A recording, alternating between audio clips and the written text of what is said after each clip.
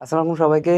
আহ, তো আজকে আমাদের যে ক্লাসটা এটা হচ্ছে তোমাদের GK MP3 plus Zubair GK যে সলিউশন প্রশ্নগুলো আছে সেগুলো আমরা সলিউশন করার চেষ্টা করব খুবই অল্প টাইমে। তো জিকে আমাদের খুব কম নাম্বার, 10 নাম্বার, এই জন্য আমরা খুব বেশি টাইম দিতে পারবো না। আমাদের কাজ হচ্ছে প্রশ্ন যেগুলো আছে আনসারগুলো মুখস্থ করে ফেলা, যেহেতু এই আগের বছরের প্রশ্নগুলো থেকে পরীক্ষায় প্রশ্ন আসে। এজন্য আমরা খুব অল্প টাইমে সবগুলা মুখস্থ করব এবং এত বেশি গবেষণা করতে যাব না। ওকে, তাহলে তোমাদের কাজ হচ্ছে যে ক্লাসগুলো খুবই অল্প টাইমে আমি সলভ শিট গুলো দিয়ে দিব, পিডিএফ দিয়ে দিব। পিডিএফ তুমি পড়ে ফেলবা বা বই থাকলে বই থেকে পড়ে ফেলবা। ঠিক আছে, কারণ ভিতরে অনেকের পড়া সম্ভব হয় না, এই জন্য প্রশ্নগুলো সলভ করলে দেখা যায় যে এখান থেকে প্রশ্ন আসার চান্স থাকে। ওকে, তাহলে চলো। তাহলে আমাদের প্রথম হচ্ছে বিশ্বের প্রাচীন সভ্যতা, এখানে বহুত কাহিনী লেখা আছে। দেখো, এখন এটা তোমরা অনেকে ছোটবেলায় পড়ছো যে প্রস্তর যুগ। প্রস্তর যুগে কয়েকটা ভাগে ভাগ করা যায়, প্রাচীন প্রস্তর যুগ। প্রাচীন প্রস্তর যুগে সব থেকে বড় আবিষ্কার ছিল হচ্ছে আগুন। ঠিক আছে, আগুন।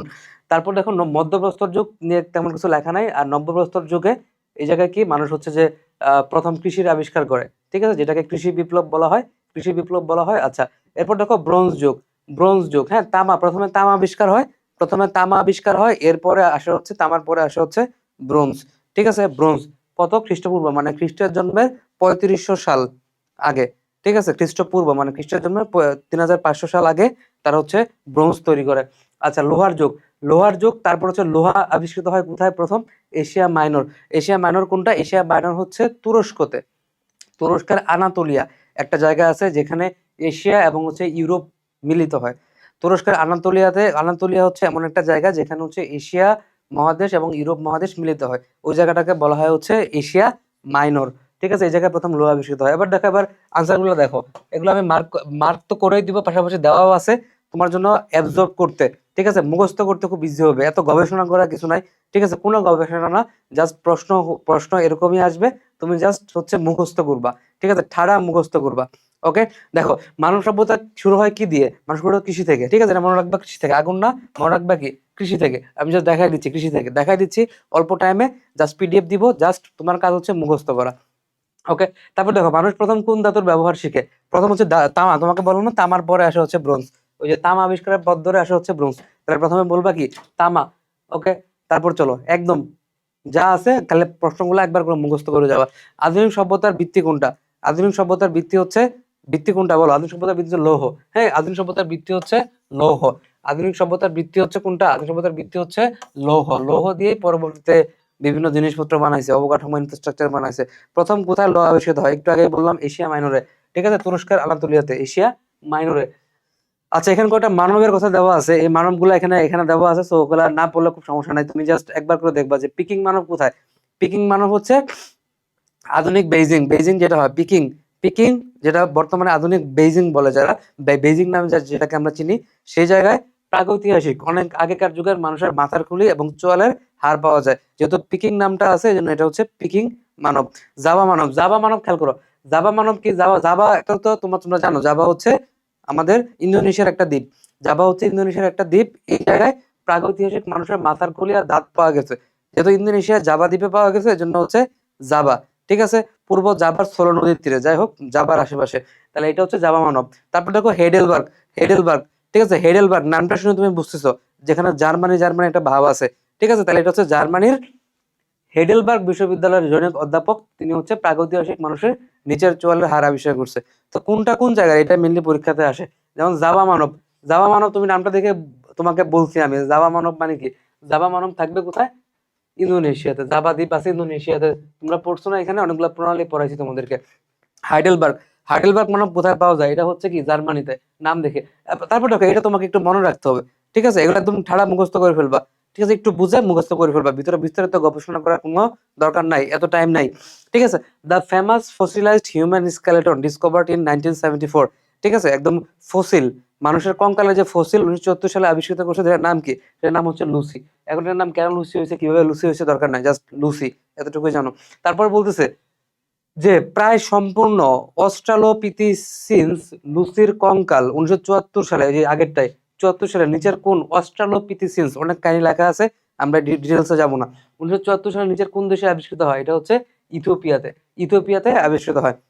নিচে হালকা করে তারা নোটও লিখছে যে 1974 সালে ইথিওপিয়ায় কত বছর আগে, এগুলো আমাদের খুব বেশি দরকার নাই। 3 রিডিং পড়বা, 3.2 মিলিয়ন বছর আগে কঙ্কালটার নাম হচ্ছে লুসি। ঠিক আছে, কঙ্কালটার নাম হচ্ছে লুসি। এবং গুরুত্বপূর্ণ যত সব টপিকস আছে সবগুলা টপিক্সের জন্য আমরা জিকে ক্ষেত্রে MP3 জুবাইর জিকে সবগুলা প্রশ্ন সলভ করে দিব ইনশাল্লাহ। এখান থেকেও কমন আসবে ইনশাল্লাহ। ঠিক আছে, আশা করি ইনশাল্লাহ এখান থেকেও কমন আসবে, স্পেশালি যেগুলো খুবই ইম্পর্টেন্ট, যেমন জাতিসংঘ, পাকিস্তান আমল, প্রাচীন বাংলার ইতিহাস, মুক্তিযুদ্ধ। ঠিক আছে, এগুলো তো অবশ্যই আমাদের পড়তে হবে, এগুলো আমরা সবগুলা ভিডিও দিব ধাপে ধাপে। ঠিক আছে, আচ্ছা তারপরে আসো এই যে কোন সভ্যতাটা প্রাচীনতম। প্রাচীনতম সভ্যতা হচ্ছে কোনটা, দেখো আমাদের মেসোপটেমীয় সভ্যতা হচ্ছে প্রাচীনতম। মেসোপটেমীয় সভ্যতার প্রথম যেটা সুমেরীয় সভ্যতা, ঠিক আছে, সেটা হচ্ছে প্রাচীনতম। ঠিক আছে, প্রাচীনতম। আচ্ছা, তাহলে সুমেরীয় সভ্যতা বলবা, কোন সভ্যতা, কোনটি সব থেকে প্রাচীনতম সভ্যতা, তাহলে কি এখানে খেয়াল করো, এখানে যেসব সভ্যতাগুলো আছে, ঠিক আছে, এখানে যেসব সভ্যতাগুলো আছে এর ভিতরে প্রাচীনতম হচ্ছে মিশরীয়। বাট একদম সব থেকে বেশি প্রাচীন প্রাচীন বললে সেক্ষেত্রে আমরা মেসোপটেমিয়া দাগাবো।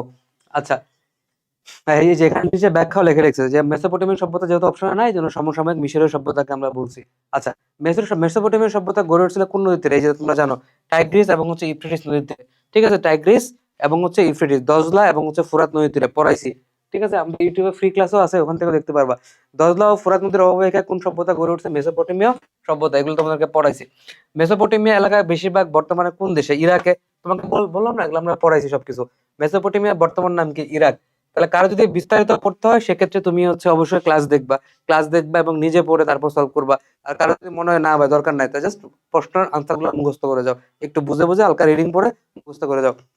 আচ্ছা, তারপর দেখো আধুনিক তুরস্ক, সিরিয়া, ইরান, কুয়েত এই রাষ্ট্রগুলোর প্রাচীন কোন সভ্যতার অংশ, এগুলো হচ্ছে বর্তমানে মেসোপটেমীয় সভ্যতার অংশ। সেচ নির্ভর প্রাচীন সভ্যতা কোনটা, এটা হচ্ছে মেসোপটেমীয় সভ্যতা। তাড়াতাড়ি যাচ্ছি কারণ আমাদেরকে টাইম নাই, আমরা টাইম খোয়াবো না, তোমরা পড়বা এগুলা, এগুলো আমাদের এগুলা আমি পড়াইছি ক্লাসে। The earliest civilisation was flourished in কোন জায়গায় হয়, সুমেরীয় সভ্যতায়, তাই না, সুমেরীয় সভ্যতায়। সুমেরীয় সভ্যতা কোথায় গড়ে উঠছে, এটা হচ্ছে মেসোপটেমিয়া। ঠিক আছে, মেসোপটেমিয়া। যেহেতু এখানে মার্ক করে দেওয়া আছে, তো তাও আমি মার্ক করে দেই, তোমার জন্য ইজি হবে। দেখো কিউনিফর্ম কি, কিউনিফর্ম হচ্ছে একটা লিখন পদ্ধতি, তাই না, কিউনিফর্ম হচ্ছে একটা লিখন পদ্ধতি, পড়াইছি। কিউনিফর্ম কোন দেশীয় লিপি, কিউনিফর্ম হচ্ছে সুমেরীয় লিপি, যে লিপিতে গিলগামেশ গিলগামেশ মহাকাব্য রচিত হয়েছিল। তাহলে এগুলা আমরা পারি। পাঠোদ্ধারকৃত সর্বপ্রাচীন লিপির নাম কি, সর্বপ্রাচীন লিপি হচ্ছে কিউনিফর্ম লিপি, সুমেরীয় সভ্যতা কিউনিফর্ম লিপি সর্বপ্রাচীন, পড়াইছি। The oldest book in the world কোনটা, কোনটাকে আমরা বলি গিলগামেশ মহাকাব্য, তাই না, গিলগামেশ মহাকাব্য রচিত হয়েছে গিলগামেশ। আচ্ছা, ইউনিফর্ম রচিত কোনটা, গিলগামেশ, পড়াইছি ভাই এগুলো। তারপর lunar calendar was introduced by Sumerians. সুমেরিয়ানসটা লুনার ক্যালেন্ডার মানে কি, চন্দ্র পঞ্জিকা। লুনার মানে হচ্ছে চন্দ্র, ক্যালেন্ডার মানে হচ্ছে পঞ্জিকা, চন্দ্র পঞ্জিকা। প্রথম চাকার ব্যবহার করে কারা, প্রথম চাকার ব্যবহার করা হচ্ছে সুমেরিয়ানরা প্রথমে হচ্ছে চাকার ব্যবহার করে। আচ্ছা, তারপরে আসো ইতিহাসের প্রথম লিখিত আইন প্রণেতাকে, প্রথম আইন তো হাম্মুরাবি, কোড অফ হাম্মুরাবি, পড়াইছি। আইন সংক্রান্ত হাম্মুরাবি কোড কোন সভ্যতার সময় প্রণীত হয়েছিল, এটা হচ্ছে বেবিলনীয় সভ্যতা। বেবিলনীয় সভ্যতা, অ্যামোরাইট জাতির নেতা হাম্মুরাবি। আচ্ছা, কোন প্রাচীনতম সভ্যতায় অ্যামোরাইট আইন প্রচলিত হয়েছিল, তাহলে মেসোপটেমীয় সভ্যতা, কারণ মেসোপটেমীয় সভ্যতার একটা পর্যায় হচ্ছে আমাদের বেবিলনীয় সভ্যতা। ওকে, পৃথিবীর কোথায় প্রথম লিখিত আইনের প্রচলন হয়, একদম সহজ, কোড অফ হাম্মুরাবি, তাহলে বেবিলন হবে। বেবিলনের ঝুলন্ত উদ্যান কোন দেশে অবস্থান করে, বেবিলনের ঝুলন্ত অবস্থান করে হচ্ছে ইরাকে। ইরাকে হচ্ছে বেবিলনের ঝুলন্ত উদ্যান, রাজা নেবুচাঁদ নেজার, পড়াইছি। বেবিলনের ঝুলন্ত উদ্যান কে গড়ে তুলেছিল, এই যে সুন্দর করে নেবুচাঁদ সাহেব। পৃথিবীর প্রাচীনতম মানচিত্র পাওয়া যায় কোনটা, এটাও পড়াইছি তোমাদেরকে, বেবিলনের উত্তরে গাথুরে শহরের ধ্বংসাবশেষে। ঠিক আছে, এটা মনে রাখবা। ঠিক আছে, এটা যদি আমাদের আমাদের নাও পড়ায় বা বই যদি নাও থাকে, তাও এটা ইম্পর্টেন্ট একটা এমসিকিউ, এই জন্য তোমরা এটা মনে রাখবা যে পৃথিবীর প্রাচীনতম মানচিত্র পাওয়া যায় কোথায়, এটা হচ্ছে বেবিলনের উত্তরে গাথুরে শহরের ধ্বংসাবশেষে। গাথুরে একটা শহর, সে শহরের ধ্বংসাবশেষে। আচ্ছা, কোন জাতি বৃত্তকে 360 ডিগ্রি ভাগে ভাগ করছে, এটা তো আমরা জানি, এটা হচ্ছে এসিরিয়রা। ঠিক আছে, এসিরিয়রা। নিম্ন কোন কোন সভ্যতা প্রতিদিনকে 12 জোড়া ঘন্টা ভাগ করে, এটা হচ্ছে কেলিডিও। ঠিক আছে, 12 জোড়া ঘন্টার প্রতিদিনকে ভাগ করে, মানে অল্প টাইম ফ্রেম। ঠিক আছে, অল্প সময়ের যে বিভাজনটা ছিল, অল্প সময়ের যে বিভাজনটা ছিল সেটা কিন্তু ক্যালেডিওরা করে। এবং সপ্তাহকে 7 দিন, দেখো এই দুইটা জিনিস, সপ্তাহকে 7 দিন। ঠিক আছে, তাহলে অল্প টাইমের ব্যবধান মানে হচ্ছে 7 দিনে 1 সপ্তাহ। ঠিক আছে, আবার একদিনকে যে আমরা 12 জোড়া ঘন্টা বা 24 ঘন্টায় ভাগ করি, এই কাজগুলো করছে হচ্ছে ক্যালেডিওরা, মনে থাকবে। তাহলে একটা সপ্তাহকে আমরা 7 দিনে ভাগ করা এবং একটা দিনকে আমরা যখন 24 ঘন্টায় ভাগ করি, তখন এই কাজটা করে দিছে আমাদের ক্যালেডিওরা। ওকে, তারপর এগুলো আমরা পড়াইছি তোমাদেরকে। আচ্ছা, হুম, এটা আমরা পড়াইছি। তো এখান থেকে একটা ইনফো যেটা আমি একটু হাইলাইট করে দিতে চাই, যেমন হচ্ছে নেফারতিতি। রাজা ইকনাটনের স্ত্রী নেফারতিতি, ঠিক আছে। ইকনাটন এবং ইকনাটন একজন ফারাও ছিল, মিশরীয় সম্রাট ছিল, এবং ইকনাটন হচ্ছে সভ্যতার ইতিহাসে সর্বপ্রথম ঈশ্বরের ধারণা দিছে, ঠিক আছে, ঈশ্বরের ধারণা দিছে, সর্বপ্রথম ঈশ্বরের ধারণা দিছে। আর ইকনাটনের স্ত্রী যে ছিল নেফারতিতি, ওকে মিশরীয়দের কাছে সৌন্দর্য এবং গৌরবের প্রতীক, সৌন্দর্য এবং গৌরবের প্রতীক। ওকে, তারপরে দেখো এই যে এটা একটু খেয়াল রাখবা যে প্রাচীন মিশরীয়দের উল্লেখযোগ্য সাহিত্য গ্রন্থ ছিল মৃতের বই, বুক অফ দ্য ডেড, ঠিক আছে। বুক অফ দ্য ডেড মানে কি, যারা হচ্ছে তোমার মৃতদেহের পাশে প্যাপিরাস নামক নলখাগড়া দিয়ে এক ধরনের সাহিত্য নিদর্শন তারা তৈরি করে গেছে ওই জায়গায়। যারা মৃতদেহ ছিল এদের পাশে, সমাধির পাশে তারা হচ্ছে প্যাপিরাস নামক নলখাগড়া দিয়ে তারা হচ্ছে এক ধরনের সাহিত্য নিদর্শন তৈরি করে গেছে, ঠিক আছে। পেপিরাস, হ্যাঁ, কাগজের নামটা হচ্ছে পেপিরাস, যে পেপিরাসটা মিলে তোমার নলখাগড়া জাতীয় বাকল দিয়ে তৈরি, ঠিক আছে। হ্যাঁ, পেপিরাসে লেখা, পেপিরাস দিয়ে লেখা না, পেপিরাস তো যেহেতু কাগজ ছিল সেই জায়গায় লেখা বিভিন্ন ধর্মীয় শ্লোক, জাদুবিদ্যা এগুলা পাওয়া গেছে। পেপিরাস তো অবশ্যই একটা এক ধরনের কাগজ, ঠিক আছে। এই কাগজটা কি দিয়ে তৈরি? নলখাগড়া জাতীয় জিনিসপত্র দিয়ে তৈরি। ওকে, এটা একটু মনে রাখবা, এটা তোমাদের ইম্পর্টেন্ট ইনফো। ওকে, আচ্ছা, পিরামিড পৃথিবীর সব থেকে পুরাতন কীর্তিস্তম্ভ। হ্যাঁ, পিরামিড হচ্ছে পৃথিবীর সব থেকে পুরাতন কীর্তিস্তম্ভ, ঠিক আছে। এটা একটা ইম্পর্টেন্ট এমসিকিউ। আচ্ছা, তারপর আসলে এই যে এখানে একটা একটা ইনফো আছে, এটা একটু মনে রাখতে পারলে খুবই ভালো, যে পিরামিডের দেশ কিন্তু আমরা মিশরকে বলি, বা সব থেকে বেশি পিরামিড কোথায় আছে? সুদানে। সব থেকে বেশি পিরামিড আছে হচ্ছে তোমার সুদানে, ঠিক আছে, সুদানে। আর দেখো, গিজার বা হচ্ছে খুফুর পিরামিড, এটা কোন দেশে অবস্থান করতেছে? মিশরে। সাল আমাদের লাগবে না, এগুলো সাল আসলে এত বেশি ইম্পর্টেন্ট না, ঠিক আছে, জাস্ট এটাই। গিজার বা খুফুর পিরামিডটা হচ্ছে তোমার মিশরে, ঠিক আছে। এবং পিরামিড অফ দ্য সান, এটা কোথায়? পিরামিড অফ দ্য সান এটা হচ্ছে মেক্সিকোতে। একবার দুইবার পড়বা, মনে থাকবে, ঠিক আছে। গ্রেট পিরামিড অফ চলোলা, এটা কোথায়? এটা হচ্ছে মেক্সিকোতে, ঠিক আছে। এই কয়েকটা জিনিস একটু মনে রাখতে পারলে খুবই ভালো, কোন জায়গায় স্পেশালি তারা অবস্থান করতেছে। ওকে, এই যে এই জায়গায় একটা একটা জিনিস আছে, এটা থেকে এমসিকিউ আসে, যেমন স্ফিংসের মূর্তি, ঠিক আছে, স্ফিংসের মূর্তি। হ্যাঁ, স্ফিংস আসলে কি? স্ফিংস আসলে কি? এটা একটা মূর্তি। মূর্তির মাথা মাথাটা ছিল ফারাওদের। হ্যাঁ, মিশরীয় সাম্রাজ্যে ফারাও গুলা ছিল, এদের মাথা ছিল ফারাওদের, এবং দেহটা ছিল হচ্ছে সিংহের, ঠিক আছে। জিনিসটা খুবই অদ্ভুত, যে দেহটা হচ্ছে সিংহের দেহ, কিন্তু মাথাটা ছিল ফারাওদের, ঠিক আছে। এটাকে তারা বলতো হচ্ছে স্ফিংসের মূর্তি, ঠিক আছে, স্ফিংসের মূর্তি। ওকে, তারপর দেখো, এই যে মিশরের ক্ষেত্রে জিনিসটা একটু বেশি দিন হয়ে গেছে। দেখো, মিশরের ক্ষেত্রে জিনিসটা একটু বেশি। ক্যালেডোনিয়াদের ক্ষেত্রে আমরা বলছি কি, সপ্তাহকে 7 দিন এবং একদিনকে 24 ঘন্টা, এটা আমরা ক্যালেডোনিয়াদের ক্ষেত্রে বলছি। বাট মিশরীয়দের ক্ষেত্রে হচ্ছে 12 মাসে 1 বছর, 30 দিনে 1 মাস, ঠিক আছে। কেউ যদি বই পড়ে থাকো তাহলে এই প্রশ্নগুলো সলভ করতে খুব ইজি হবে। আর কারো যদি মনে হয় যে ক্লাস করবা, সেক্ষেত্রে আমাদের ইউটিউবেও ক্লাস আছে, তোমাদের যারা পেইড ব্যাচে আছে তাদের ওয়েবসাইটেও ক্লাস দেওয়া আছে, ঠিক আছে। একদম ইজিলি তোমরা সেগুলা করতে পারবা, কোনো সমস্যা নাই। বাট যদি তোমার পড়লেই মনে থাকে তাহলে ক্লাস করার তো আর দরকার নাই খুব একটা বেশি। ওকে, তারপর দেখো, মিশরীয় সভ্যতা কোন নদীর তীরে অবস্থান করে? এবার আমরা পারবো এগুলা। নীল নদ, হ্যাঁ, নীল নদের তীরে। নীল নদের দেশ বলা হয় কোনটাকে? নীল নদের দেশ হচ্ছে আমাদের, আচ্ছা, নীল নদের দেশ হচ্ছে মিশর, ঠিক আছে। আর একেশ্বরবাদী ধর্ম কোনটা? প্রাচীন মিশরীয় ধর্ম, যে ইকনাটং এর কথা আমরা তোমাদেরকে বললাম একটু আগে। ইকনাটং এক ঈশ্বরের ধারণা প্রবর্তন ছিল ওই টাইমে ইকনাটং, এবং তার স্ত্রী ছিল নেফারতিতি। ওকে, তাহলে নেফারতিতি কোন যুগের, কোন সভ্যতার? মিশরীয় সভ্যতা। খুবই ইজি এখন আমাদের জন্য।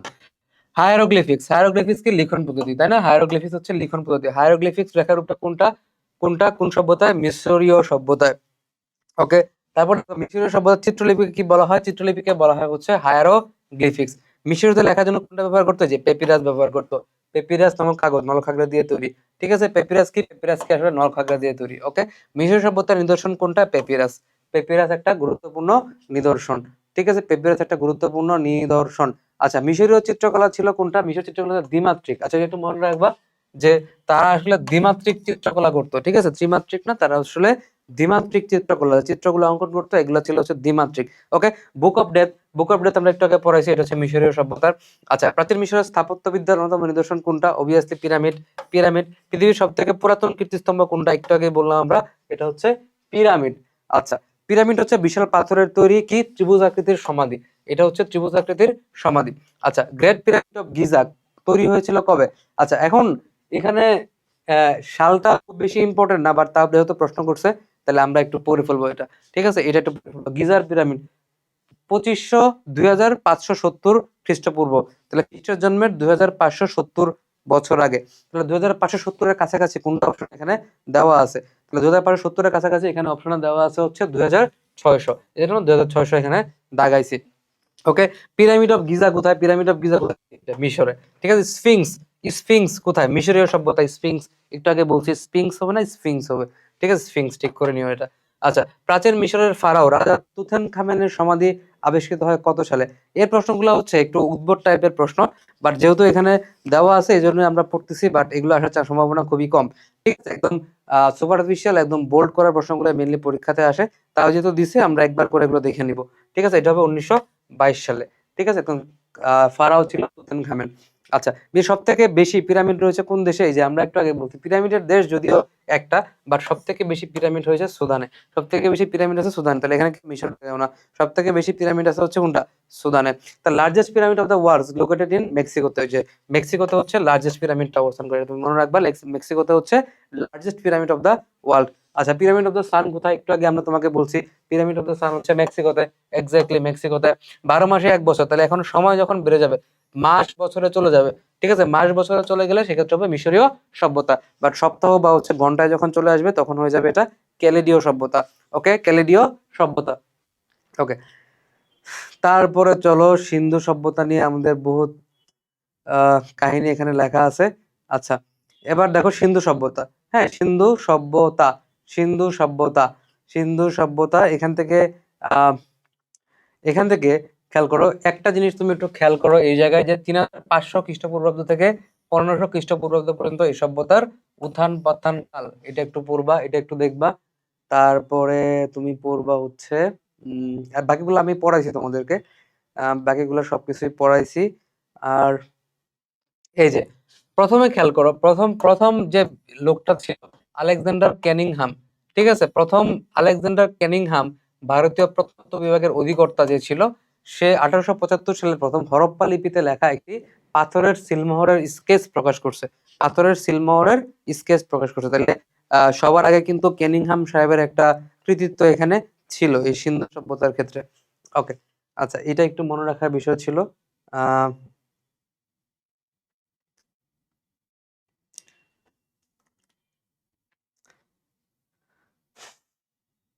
ওকে, তারপর আসো।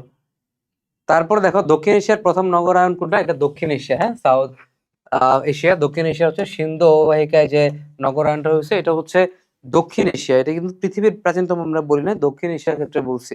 ওকে, সিন্ধু সভ্যতা কোন নদীর তীরে? সিন্ধু নদীর তীরে অবভিয়াসলি। হরপ্পা ও মহেঞ্জোদারোতে প্রাপ্ত সভ্যতা ইতিহাসে কোন সভ্যতা নামে পরিচিত? এটা হচ্ছে সিন্ধু সভ্যতা। হরপ্পা কোন দেশে অবস্থিত? পাকিস্তান, পড়াইছে এগুলা। পাকিস্তান। আচ্ছা, মহেঞ্জোদারো শব্দের অর্থ কি? মহেঞ্জোদারো শব্দের অর্থ হচ্ছে মৃতের ডিবি। ঠিক আছে, মৃতের ডিবি, অনেকবার বলছি এটা। মহেঞ্জোদারো এবং Harappa civilisation is nearly 3,500 years old. 3500, একটু আগে তোমাকে দেখাইছি যে 3500 খ্রিস্টপূর্বাব্দ। ঠিক আছে, তাহলে এটা 3,500 ইয়ার্স ওল্ড। ঠিক আছে, এই যে আমরা এখানে ছিল 3500 খ্রিস্টপূর্বাব্দ। ঠিক আছে, সেখান থেকে এই প্রশ্নটা তারা করছে। আচ্ছা, মহেঞ্জোদারো সভ্যতা কোথায় অবস্থিত? মহেঞ্জোদারো সভ্যতা অবস্থিত হচ্ছে সিন্ধু প্রদেশে। মহেঞ্জোদারো সভ্যতা কোথায় অবস্থিত? মহেঞ্জোদারো সভ্যতা কোথায় অবস্থিত? সিন্ধু প্রদেশে। আচ্ছা, তারপর দেখো সিন্ধু সভ্যতা কোন যুগের সভ্যতা? এটা হচ্ছে কোন যুগের সভ্যতা? তো এটা মেইনলি তোমার যদি সব মানে নর্মালি যেটাকে আমরা আনসার দেই সেটা হচ্ছে ব্রোঞ্জ যুগের সভ্যতা। ঠিক আছে, ব্রোঞ্জ যুগের সভ্যতা। সিন্ধু সভ্যতা মেইনলি হচ্ছে ব্রোঞ্জ যুগের সভ্যতা। বা ব্রোঞ্জ যুগ যদি না থাকে সেক্ষেত্রে তুমি আনসার দিবা হচ্ছে তাম্রযুগ। সেক্ষেত্রে তুমি আনসার দিবা হচ্ছে কি? তাম্রযুগ। ব্রোঞ্জ যুগ যদি না থাকে সেক্ষেত্রে আনসার হবে তাম্রযুগ। বাট দুইটা কখনোই নর্মালি সাধারণত অপশনে থাকবে না, বাট দুইটা থাকলে সব থেকে কারেক্ট আনসার হচ্ছে ব্রোঞ্জ যুগ। এটাই আমি সব জায়গায় পাইছি। তো যেহেতু সব জায়গায় এটাই পাইছি সেজন্য তোমরা ব্রোঞ্জ যুগ দাগাইতে পারো।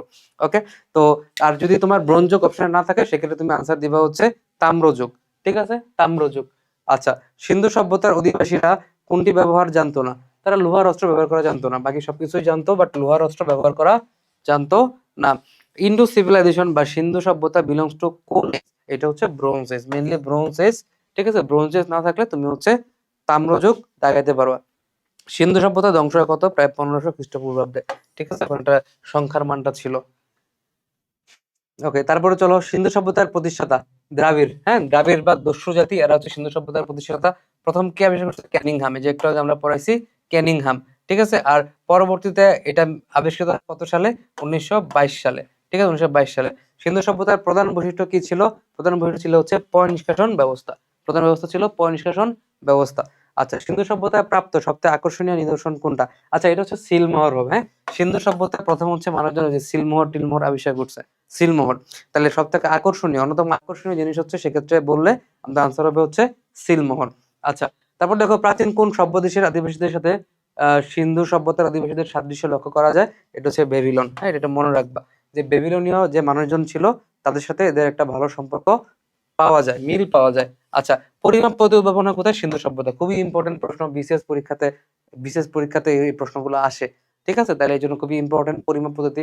আচ্ছা, এবার দেখো ফিনিশীয়দের ক্ষেত্রে একটা ইনফো যেটা আমি স্পেশালি তোমাকে ফোকাস করতে চাই, সেটা হচ্ছে দেখো এই যে ধ্রুবতারা, যে তোমরা তো জানো যে তারা বর্ণমালা নিয়ে অনেক কাহিনী করছে, বাট যেটা জানো না সেটা হচ্ছে ধ্রুবতারা।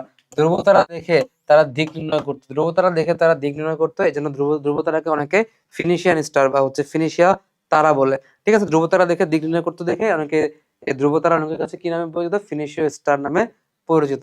আর বাকি যেগুলো আছে এগুলো তোমরা পারো। ফিনিশীয়দের সবচেয়ে বড় অবদান কে? একবার পরীক্ষাতে আসছে, মেডিকেল ভর্তি পরীক্ষায়। বর্ণমালা উদ্ভাবন করছে কে? ফিনিশীয়রা। 22টি ব্যঞ্জনবর্ণ প্রথম উদ্ভাবন করেন কারা? এটা হচ্ছে ফিনিশীয়রা। ওকে, ফিনিশীয়রা। আচ্ছা, তারপর পারস্য সভ্যতা। পারস্যের বর্তমান নাম কি? এটা তো তোমরা সবাই জানো, এটার নাম হচ্ছে ইরান।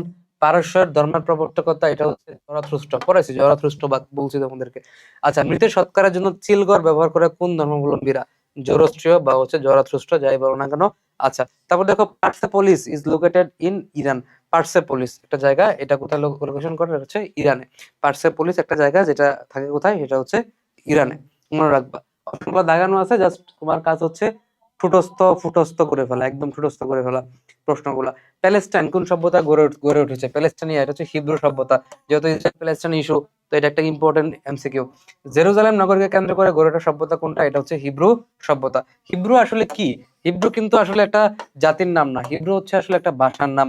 ঠিক আছে, বিশ্বের সব থেকে প্রাচীন ভাষা হিব্রু ভাষা, যে ভাষায় ইহুদিরা কথা বলে।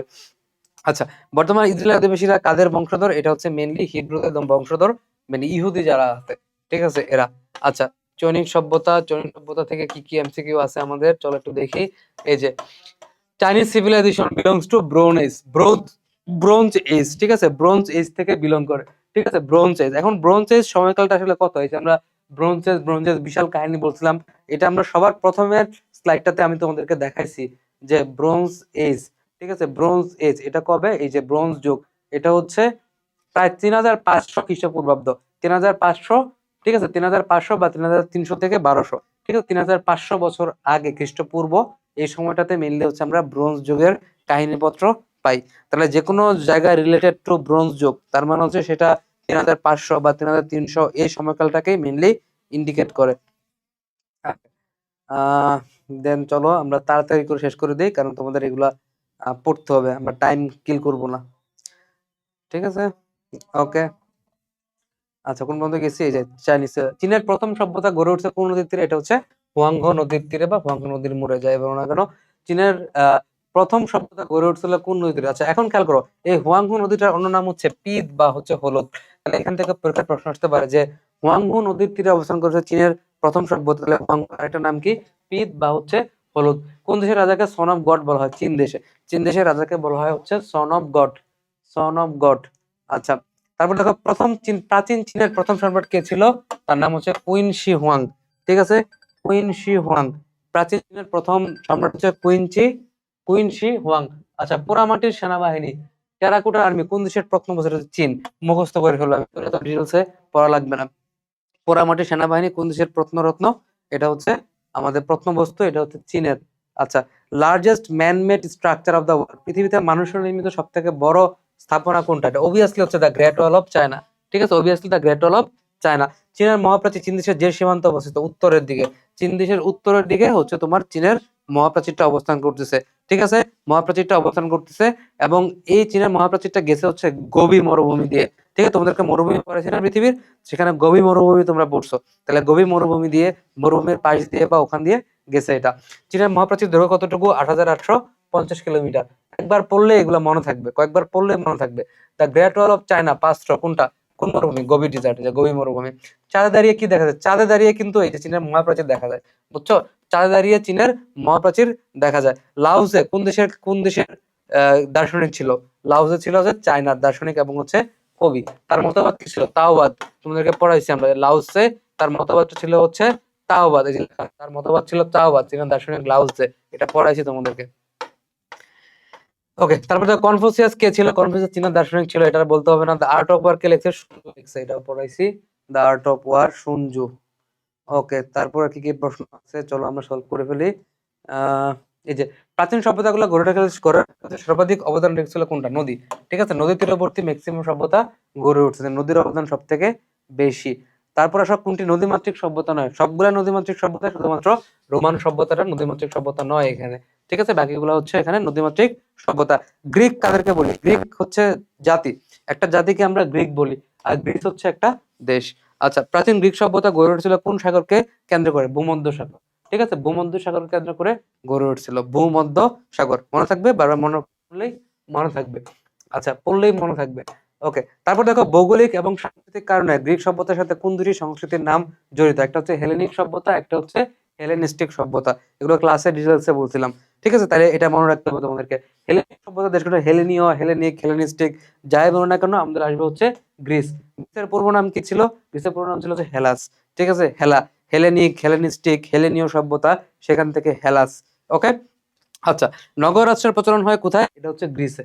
ঠিক আছে, গ্রিসে হচ্ছে নগর রাষ্ট্রের প্রচলন হয়। আচ্ছা, মহাবীর আলেকজান্ডার কোন শহরে মৃত্যুবরণ করেন? এটা হচ্ছে বেবিলন।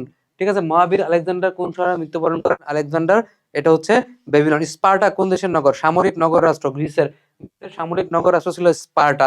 পেলোপনেশীয় যুদ্ধ কাদের মধ্যে সংঘটিত হয়েছিল? একটা হচ্ছে এথেন্স এবং স্পার্টার মধ্যে। এথেন্স হচ্ছে কি? গণতান্ত্রিক রাষ্ট্র ছিল। এথেন্স ছিল গণতান্ত্রিক রাষ্ট্র এবং স্পার্টা ছিল কি? স্পার্টা ছিল হচ্ছে সামরিক রাষ্ট্র। ঠিক আছে, এদের মাঝখানে যে যুদ্ধটা হয়েছিল এটাকে বলা হয় পেলোপনেশীয় যুদ্ধ। এবং স্বাভাবিকভাবে যাদের সমরাস্ত্র বেশি ছিল, মানে স্পার্টা যারা ছিল, এরা এখানে জয়ী হয়। ঠিক আছে, এরা এখানে কি হয়? এরা এখানে জয়ী হয়।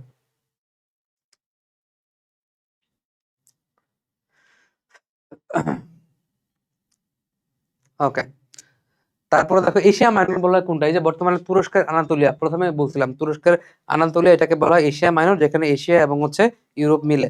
Helen of Troy was wife of কার? মেনেলাস। ঠিক আছে, মেনেলাসের স্ত্রী ছিল হচ্ছে হেলেন অফ ট্রয়। ঠিক আছে, হেলেন অফ ট্রয়। আচ্ছা, হেলেন অফ ট্রয় নগরের কাহিনী যদি আমি তোমাদেরকে একটু জাস্ট হালকা একবার রিডিং করতে চাও, সেক্ষেত্রে তোমরা এখানে লেখা আছে, দেখো এখানে মেনলি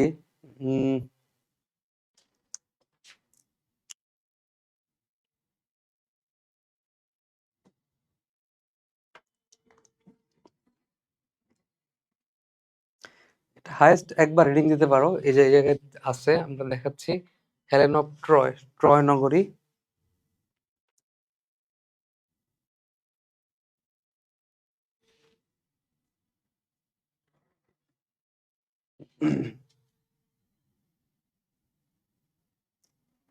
উম এটা এখানেই আছে, আমরা জাস্ট একটু দেখাচ্ছি তোমাদেরকে, দাঁড়াও।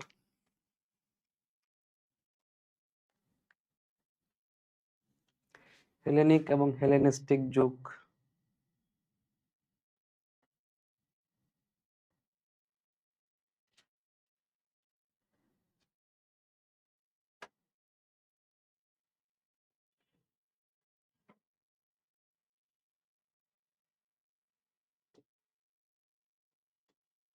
ওকে, তো এটা আমরা এই ছবি, এই পিকচারটা ছবি উঠায় নাই। তো এটা তুমি একটু মনে রাখতে পারো, আমি তোমাদেরকে একটু বলি। ঠিক আছে, আচ্ছা। ওকে, তো এখানে মেনলি তোমার ট্রয়, ট্রয় একটা নগরী ছিল, ট্রয় একটা নগরী ছিল। এবং ট্রয় নগরীর যে তোমার হচ্ছে যে রাজপুত্র ছিল, ট্রয় নগরীর যে রাজপুত্র ছিল তার নাম হচ্ছে তোমার হচ্ছে পেরিস। ঠিক আছে, ট্রয় নগরীর যে রাজপুত্র তার নাম হচ্ছে পেরিস। সে হচ্ছে এই যে মেনেলাস যে ছিল, তার স্ত্রী ছিল হচ্ছে হেলেনা। হেলেন, সরি, হেলেনা না, হেলেন। ঠিক আছে, তার স্ত্রী ছিল হচ্ছে হেলেন। এই হেলেনকে নিয়ে পালায় যায়। ঠিক আছে, হেলেনকে নিয়ে ট্রয়ে পালায় যায়, তখন যুদ্ধ হয় এদের মাঝখানে। ঠিক আছে, এটা এত ডিটেলসে লাগবে না, জাস্ট মনে রাখবা যে এটা মেনেলাস হিস্ট্রি ছিল। ঠিক আছে, মেনেলাস। স্পার্টা রাজ্যের রাজা ছিল মেনেলাস। স্পার্টা রাজ্যের রাজা ছিল মেনেলাস, তার স্ত্রী হেলেনের প্রেমে পড়ে হেলেনকে নিয়ে ট্রয়ে পালায় যায়, ফলে যুদ্ধ হয় এখানে। আচ্ছা, তারপরে চলো। আচ্ছা, গ্রিক সৌন্দর্য দীপেন্দ্র অ্যাফ্রোডাইট, হ্যাঁ অ্যাফ্রোডাইট, বা এখানে লিখতে হচ্ছে অ্যাফ্রোদিতি। ঠিক আছে, গ্রিক সৌন্দর্যের দেবী। আচ্ছা, গ্রিক পুরাণে ভালোবাসার দেবী কি ছিল? অ্যাফ্রোডিটি বা হচ্ছে অ্যাফ্রোডাইট, যেটাই বলো না কেন। গ্রিক দেবতার মূর্তি কোনটা? এটা হচ্ছে অ্যাপোলো। এখানে তো অ্যাপোলো মূর্তি। অ্যাপোলো হচ্ছে যে গ্রিক দেবতা ছিল, এগুলো তোমাদেরকে পড়াইছি। গ্রিকদের ফার্টিলিটির দেবীকে, এটা হচ্ছে আর্টেমিস, এটা একদম মেডিকেল এডুকেশন টেস্টে আসছিল। Nike is the goddess of victory. ঠিক আছে, নাইক ছিল একজন দেবী, সে ছিল হচ্ছে ভিক্টোরির দেবী। আচ্ছা, তারপর ইতিহাস বিখ্যাত ট্রয় নগরী কোথায়? এই ট্রয় নগরীটা হচ্ছে বর্তমানে তুরস্কে। ঠিক আছে, এটা গ্রিসে না, এটা বর্তমানে তুরস্কে। আচ্ছা, সোফিস্ট সম্প্রদায় উদ্ভব হয়েছিল কোন দেশে? সোফিস্ট সম্প্রদায় উদ্ভব হয়েছিল গ্রিসে। ঠিক আছে, গ্রিসে হচ্ছে সোফিস্ট সম্প্রদায়ের উদ্ভব হয়েছিল। আচ্ছা, ওকে। তো এখন সোফিস্ট মানে কি? সোফিস্ট মানে হচ্ছে যুক্তিবাদী দার্শনিক। ঠিক আছে, সোফিস্ট হচ্ছে কারা? সোফিস্ট হচ্ছে মেনলি যুক্তিবাদী দার্শনিক। তাহলে হচ্ছে তোমার গ্রিসে হচ্ছে যুক্তিবাদী দার্শনিকদের আবির্ভাব ঘটে। Man is the measure of all things উক্তিটা কার? এটা হচ্ছে প্রোটাগোরাস নামক একজন ব্যক্তি, তার উক্তি। সব জ্ঞান গুরুকে, এটা হচ্ছে সক্রেটিস। দার্শনিকের ক্ষেত্রে কোনটা? সবুজ পাতা এট আলজেরিয়া পড়াছিলাম, সবুজ পাতা এট আলজেরিয়া। ঠিক আছে। আচ্ছা, সক্রেটিস হ্যামলক মানে হত্যা করা হয় গ্রিসে, অবভিয়াসলি গ্রিসে। হ্যামলক কি ধরনের গাছ? এটা গুল্ম জাতীয় গাছ, গুল্ম জাতীয় যেসব আছে, ঠিক আছে, এই ধরনের একটা গাছ। I to die, you to live, which is better only God knows, সক্রেটিসের একটা উক্তি। কার কোনটা উক্তি ছিল একটু পড়ে রাখতে পারলে খুবই ভালো। I to die, you to live, which is better only God knows, এটা হচ্ছে সক্রেটিসের উক্তি। অপরীক্ষিত জীবন মূল্যবান জীবন নয়, এটা কার উক্তি? সক্রেটিসের উক্তি। আচ্ছা, তারপর দেখো, হোস্ট ডাইং ওয়ার্ডস আর Crito I owe a cock cock sorry cock I owe to Asclepius, Asclepius will you remember to pay the ডেপ্ট। ঠিক আছে, ক্রিটো সে, এটা হচ্ছে সক্রেটিসের উক্তি, যে ক্রিটোকে বললো যে অ্যাসক্লেপিয়াস আমার কাছে একটা পূরক পায়। ঠিক আছে, will you remember to pay the ডেপ্ট, তুমি কি এই ঋণটা ফিল আপ করবা কিনা? তুমি আহ, এই ঋণটাকে পরিশোধ করতে ভুল যেও না। Will you remember to pay the ডেপ্ট, ক্রিটোকে বলছে এটা সক্রেটিস। এবং অ্যাসক্লেপিয়াস আসলে কে ছিল? এটা খুব একটা ইম্পর্টেন্ট একটা এমসিকিউ। অ্যাসক্লেপিয়াসকে বলা হয় গ্রিকদের আরোগ্য লাভের দেবতা। ঠিক আছে, এটা কিন্তু খুবই ইম্পর্টেন্ট একটা প্রশ্ন, যে গ্রিকদের আরোগ্য লাভের দেবতা। ঠিক আছে, অ্যাসক্লেপিয়াস হচ্ছে গ্রিকদের আরোগ্য লাভের দেবতা। ঠিক আছে, এটা একটা ইম্পর্টেন্ট এমসিকিউ, যেটা তুমি অবশ্যই মনে রাখবা। গ্রিকদের আরোগ্য লাভের দেবতা হচ্ছে অ্যাসক্লেপিয়াস। নো দাইসেলফ, এটা কে লিখছে? এটা লিখছে হচ্ছে সক্রেটিস। নিজেকে জানো, কার লেখা? সক্রেটিসের লেখা। প্লেটো, প্লেটো কোন জায়গার সিটিজেন ছিলেন? Plato was a citizen of Greece. প্লেটোর শিক্ষক কে ছিল? Obviously Socrates. একাডেমিক কার দ্বারা প্রতিষ্ঠিত? প্লেটো। এগুলো পড়াইছি তোমাদেরকে, একাডেমিয়া। রিপাবলিক, রিপাবলিক কার লেখা? রিপাবলিক হচ্ছে প্লেটোর লেখা। ঠিক আছে, আদর্শ রাষ্ট্র কোনটা? আদর্শ রাষ্ট্র ধারণাটি কার? প্লেটোর। দার্শনিক রাজা শাসনের কথা বলেছেন কে? প্লেটো। এগুলো একবার ঠাড়া মুখস্থ করে ফেলবা। ওকে। দ্য লস, এই গ্রন্থটা কার? এটা হচ্ছে প্লেটোর লেখা, দ্য লস, লস আইন। ঠিক আছে। ভার্চু ইজ নলেজ, এটা কার? এটা হচ্ছে সক্রেটিসের বিখ্যাত উক্তি হচ্ছে ভার্চু ইজ নলেজ। তাহলে সুন্দর করে তোমরা একটু নোট করে ফেলতে পারো যে কার উক্তি কোনটা। ঠিক আছে, একটু নোট করে ফেলতে পারো। ভার্চু ইজ নলেজ, সক্রেটিসের উক্তি। ঠিক আছে, virtue is knowledge and education is the main thing to acquire. ঠিক আছে, এটাও কার? এটার কার হবে? এটার কার হবে? Virtue is knowledge. দেখো, একটা জিনিস খেয়াল করো এখানে, যে আমি শুধুমাত্র এটা বলি, শুধুমাত্র যদি আমি এটা বলি যে virtue is knowledge, virtue is knowledge, শুধুমাত্র এই অংশটা, এটার উক্তিটা কার? এটা হচ্ছে সক্রেটিসের। শুধুমাত্র ভার্চু ইজ নলেজ। ঠিক আছে, ভার্চু ইজ নলেজ উক্তিটা হচ্ছে সক্রেটিসের। বা যদি আমি বলি virtue is knowledge and education is the main thing to acquire it, তাহলে এই উক্তিটা কার হবে? প্লেটো। উক্তিটা কার হবে? উক্তিটা কার হবে? প্লেটো। ঠিক আছে, এটা একটু গুরুত্বপূর্ণ একটা জিনিস। ঠিক আছে, গুরুত্বপূর্ণ একটু একটু জিনিস। ঠিক আছে। আচ্ছা, তাহলে virtue is knowledge, virtue is knowledge. ঠিক আছে, ভার্চু ইজ নলেজ যদি আমি বলি, ভার্চু ইজ নলেজ যদি আমি বলি, তাহলে এটা এটা এটা কার হবে? ভার্চু ইজ নলেজ, এটা হচ্ছে সক্রেটিসের। একটু গুরুত্বপূর্ণ জিনিস প্যাচ লাগবে। ভার্চু ইজ নলেজ হচ্ছে সক্রেটিসের। বা যদি আমি বলি নলেজ ইজ ভার্চু, তাহলে হয়ে যাবে এটা প্লেটো। ঠিক আছে, খুবই গুরুত্বপূর্ণ। একটা হচ্ছে ভার্চু ইজ নলেজ, আর একটা হচ্ছে নলেজ ইজ ভার্চু। একটু মনোযোগ দিয়ে পড়বা। ঠিক আছে। আচ্ছা, শিক্ষার অন্যতম উদ্দেশ্য হলো আত্মা ও দেহের সুষম বিকাশ সাধন। এটা কে বলছে? এটা বলছে হচ্ছে প্লেটো। ঠিক আছে, এগুলো নোট করে ফেলবো এগুলো। আলেকজান্ডারের শিক্ষক কে ছিল? আলেকজান্ডারের শিক্ষক হচ্ছে এরিস্টটল। ঠিক আছে, এরিস্টটল ছিল আলেকজান্ডারের শিক্ষক। কে ছিল? এরিস্টটল। লজিক বা তর্কশাস্ত্র জন্ম হয়েছিল কোথায়? গ্রিসে। ঠিক আছে, গ্রিসে। যুক্তিবিদ্যার জনক কে? যুক্তিবিদ্যার জনক হচ্ছে এরিস্টটল। ঠিক আছে, দ্য পলিটিক্স গ্রন্থের রচয়িতা কে? এটা হচ্ছে এরিস্টটল। কোন মহান দার্শনিক গ্লাইসিয়ান নামে শিক্ষা স্থাপন করেছিল? এটাও Aristotle. Man is a political animal, এটা কে বলছে? এগুলো হচ্ছে এরিস্টটলের উক্তি। ঠিক আছে, man is a political animal. আচ্ছা, তারপরে আসো, man without society is either a beast or নর এ গড, এটা কে বলছে? এটা বলছে এরিস্টটল। যে সমাজে বাস করে না সে পশু, না হয় দেবতা। মানুষ কি ধরনের জীব? মানুষ হচ্ছে সামাজিক এবং হচ্ছে রাজনৈতিক জীব। আচ্ছা, তারপর মানুষ সামাজিক জীব, এই কথাটা কে বলছে? এই কথা বলছে হচ্ছে এরিস্টটল। ঠিক আছে, এরিস্টটল। মানুষ প্রাকৃতিকভাবে রাজনীতির কবি কে বলছে? এরিস্টটল। ঠিক আছে, একদম সহজ। আর গ্রিক দার্শনিক নয় কে? এটা হচ্ছে ভলটেয়ার। ভলটেয়ার নামটা শুনে তুমি বুঝতেছো, ভলটেয়ার আসলে ফরাসি দার্শনিক ছিল, ফ্রান্সের। ঠিক আছে, ফরাসি দার্শনিক ছিল। আচ্ছা, কোন তিনজন দার্শনিককে wise man of in old বলা হয়? Wise man of the old বলা হয় কাকে? সক্রেটিস, প্লেটো এবং হচ্ছে এরিস্টটলকে। প্রাচীন গ্রিসের অন্ধ মহাকবির নাম কি? হোমার। ঠিক আছে, হোমার, এটা তোমরা জানো। আচ্ছা, হোমার কোন ভাষার কবি? অবভিয়াসলি হোমার কোন ভাষার কবি হবে? আর গ্রিক ভাষার কবি হবে। মহাকাব্যের নাম কি? ইলিয়াড এবং হচ্ছে ওডিসি। ইলিয়াড এবং হচ্ছে ওডিসি। ইলিয়াড এবং ওডিসি কার? এটা হচ্ছে হোমারের। ঠিক আছে, হোমারের। আচ্ছা, তারপরে আসো ওডিসি মহাকাব্যের রচয়িতাকে। একদম ইজি প্রশ্ন। মহাকাব্য রচয়িতা হোমার।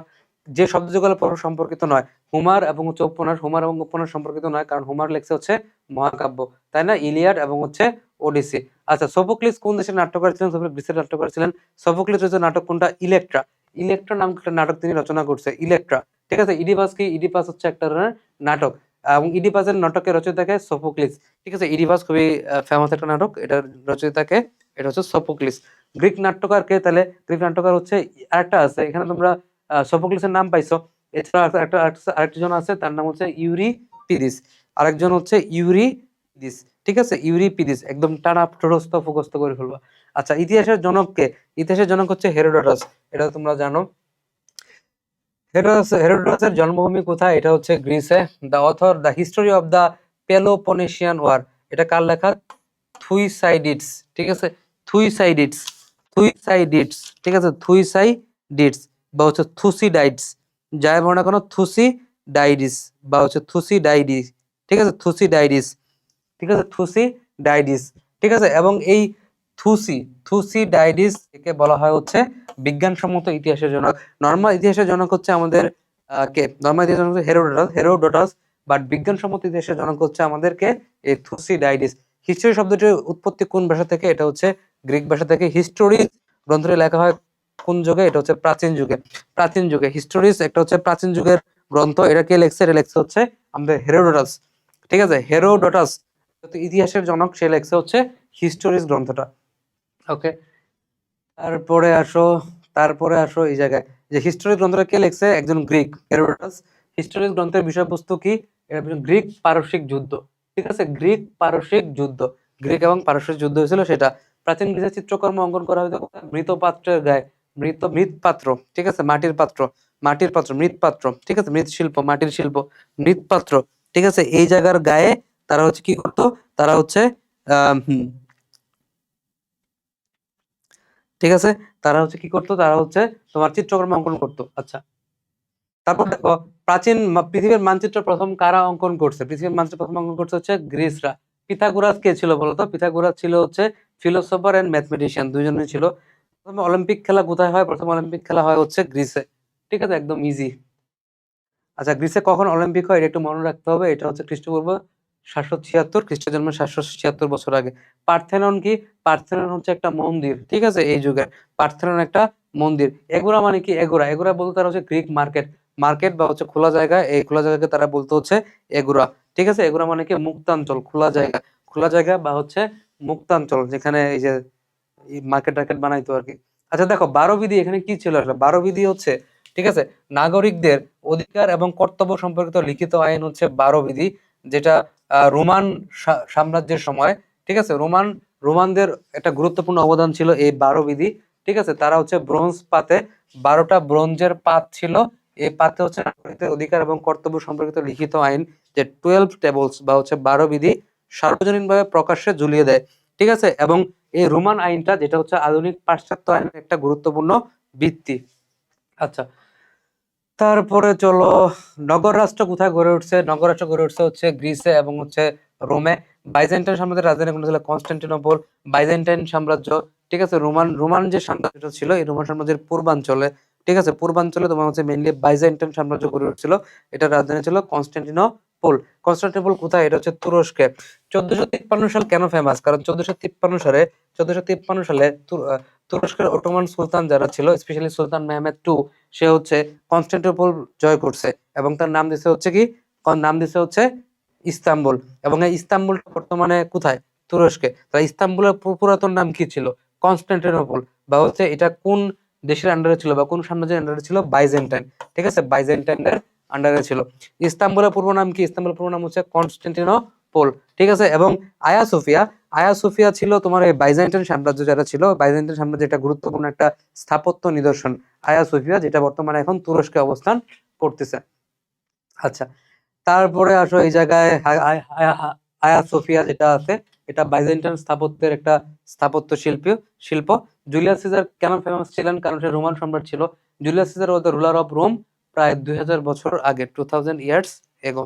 ঠিক আছে, বেনি বিডি বিসি উক্তিটি করেছেন কে? বেনি বিডি বিসি, এলাম দেখলাম জয় করলাম, এটা কার উক্তি? এটা হচ্ছে জুলিয়াস সিজারের উক্তি। Julius caesar. ক্লিওপেট্রা কোন দেশের রানী ছিল? এটা হচ্ছে মিশরের রানী ছিল।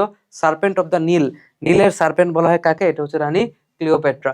Serpent of the Nile, serpent মানে কি? সর্প। আচ্ছা, রোম সাম্রাজ্যের প্রথম সম্রাট কে? প্রথম সম্রাট কে ছিল? Augustus Caesar. ঠিক আছে, রোম সাম্রাজ্যের প্রথম সম্রাট ছিল হচ্ছে অগাস্টাস সিজার। ওকে, এবং দ্য সিটি অফ গড এই গ্রন্থের রচয়িতা কে? Saint Augustine. একটু মুখস্থ করে ফেলবা। দ্য সিটি অফ গড গ্রন্থের রচয়িতা কে? Saint Augustine. কয়েকবার বললে বলে মুখস্থ হয়ে যাবে। ইনিট কে লেখছে? ভার্জিল। ভার্জিল লেখছে হচ্ছে ইনিট। হুমার আর ইনিটের হচ্ছে ইনিট, হুমার এবং হচ্ছে ভার্জিল, প্যাস লাগায় না।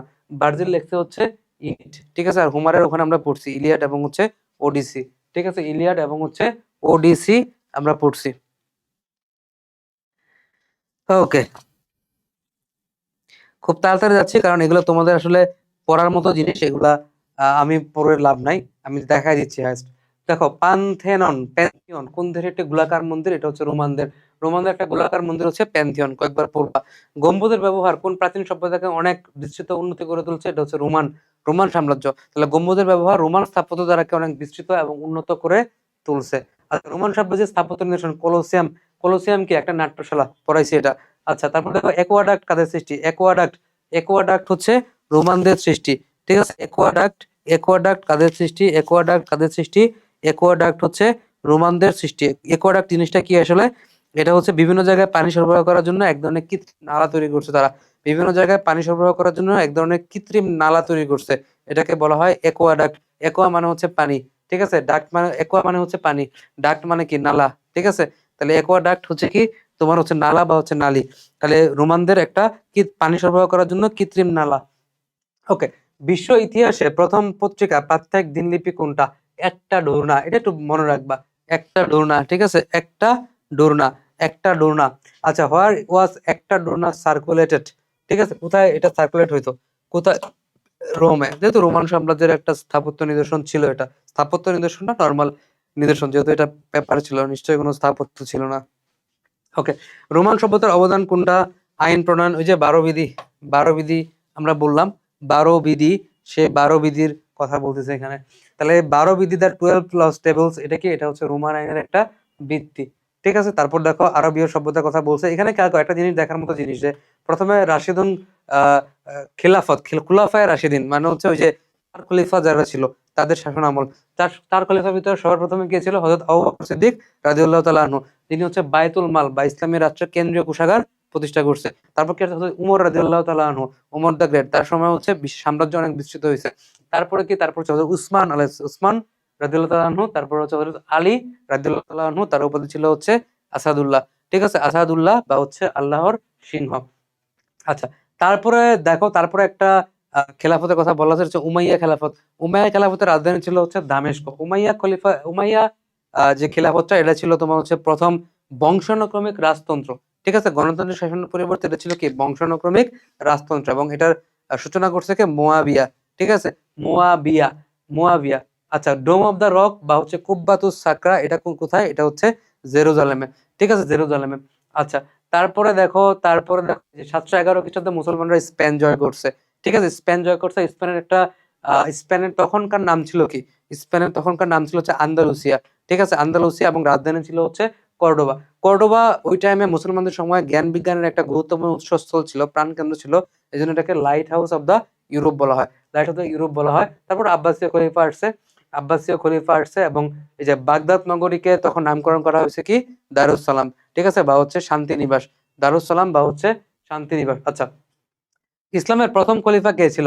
হযরত হযরত আবু বকর রাদিয়াল্লাহু তাআলা আনহু, যিনি বায়তুল মাল প্রতিষ্ঠা করছিল। বায়তুল মাল কে প্রতিষ্ঠা করছে? হযরত আবু বকর রাদিয়াল্লাহু তাআলা আনহু। পারবা তোমরা এটা। দেখো কোন খলিফার শাসন আমাদের মুসলিম সাম্রাজ্য সব থেকে বেশি বিস্তার লাভ করে? হযরত উমর রাদিয়াল্লাহু তাআলা আনহু। হযরত উসমান রাদিয়াল্লাহু তাআলা আনহু ইসলামের ইতিহাসে কততম খলিফা? তাহলে ৩ নম্বরে আসছে তিনি। আসাদুল্লাহ কার উপাধি? হযরত আলী রাদিয়াল্লাহু তাআলা আনহু। ঠিক আছে, পড়বা, এটা আমরা পিডিএফ দিয়ে দিব, পড়বা। আলী রাদিয়াল্লাহু তাআলা আনহু শহীদ হন কোথায়? শহীদ হন হচ্ছে কুফা। কুফা হচ্ছে একটা শহর ইরাকের। ঠিক আছে, হযরত আলী রাদিয়াল্লাহু তাআলা আনহুর মাজার কোথায়? এটা হচ্ছে ইরাকে। ঠিক আছে, ইরাকে সব কাহিনী ঘটছে। ঠিক আছে, ইরাকে। উমাইয়া বংশের প্রতিষ্ঠাতা কে? যে মুয়াবিয়া। মুয়াবিয়া মুসলিম জাহানের বংশানুক্রমিক শাসনের প্রবর্তককে? অবভিয়াসলি মুয়াবিয়া। ঠিক আছে, মুয়াবিয়া তোমাকে পড়াইছে। উমাইয়া খলিফার রাজধানী কোথায় ছিল? এটা ছিল হচ্ছে সিরিয়ার দামেস্কতে। ঠিক আছে, কুব্বাতুস সাকরা। কুব্বাতুস সাকরা কে নির্মাণ করছে? আব্দুল মালিক। ওখানে ছিল একটু আগে আব্দুল মালিক। কোন খলিফার রাজত্বকালে স্পেন বিজিত হয়? ঠিক আছে, এটা কি? এটা হচ্ছে কোন খলিফার রাজত্বকালে স্পেন বিজিত হয়, মানে স্পেন জয় করে? ঠিক আছে, স্পেন জয় করে কোন খলিফার সময়কালে? এটা হচ্ছে ওয়ালিদ। ওয়ালিদ। ঠিক আছে, ওয়ালিদ। ওয়ালিদ, হযরত ওয়ালিদ। ঠিক আছে, ওনার টাইমে মুসলমানরা স্পেন বিজয় করে কত খ্রিস্টাব্দে? এটা হচ্ছে 712। ঠিক আছে, 712 বা হচ্ছে 711। ঠিক আছে, 711 বা হচ্ছে 712, এই টাইমটাতে তারা হচ্ছে স্পেন বিজয় করছে।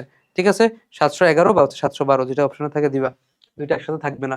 ওকে, ঠিক আছে। তো কারেক্ট আনসার হচ্ছে মোস্টলি 711, মোস্টলি কারেক্ট, বাট যে 711 না, এই জন্য তারা 712 দাগাইছে। কোন মুসলমান সেনাপতি স্পেন জয় করছে? এটা হচ্ছে তারিক। ঠিক আছে, তারিক। কে জয় করছে স্পেন? তারিক। ঠিক আছে, তারিক, তার নাম ছিল তারিক। আচ্ছা, এখান থেকে জাস্ট প্রশ্নগুলো একটু পড়বা। ঠিক আছে, এই তো খুব বেশি ইম্পর্টেন্ট না এটা। আম, মানে আরবীয় হিস্টোরিটা খুব বেশি ইম্পর্টেন্ট না, বাট যেহেতু আছে জন্য আমি সলভ করাচ্ছি। একবার করে দেখে যাবা জাস্ট। আরবরা স্পেনে কি নামে অভিহিত করতো? আন্দালুসিয়া।